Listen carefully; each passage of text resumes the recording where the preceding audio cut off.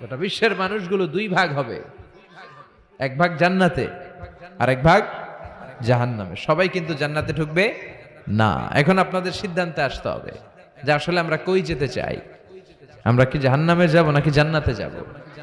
জাহান্নাম হচ্ছে দুঃখ আর কষ্টের জায়গা, ব্যারামের জায়গা, আর জান্নাত হচ্ছে আরামের জায়গা, সুখ আর শান্তির জায়গা, যেখানে শান্তি আর শান্তি, যেখানে কোনো টেনশন নাই, যেখানে পুলিশের দৌড়ানি নাই, র্যাবের দৌড়ানি নাই, যানজট নাই, ভূমিকম্প নাই, তুফান নাই, বৃষ্টি নাই, বাড়ি ভাড়ার টেনশন নাই, গ্যাস বিল, বিদ্যুৎ বিল, কোনো টেনশন আছে? কথা কোন? আছে খালি আরাম, আছে খালি কি?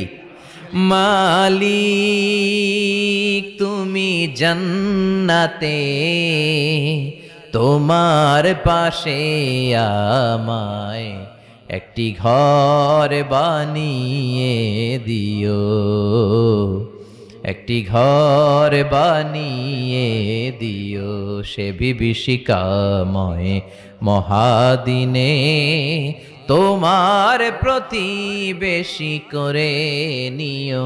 মালিক তুমি জান্নাতে, তোমার পাশে আমায় একটি ঘর বানিয়ে দিও, একটি ঘর বানিয়ে দিও। পড়ে না আমিন।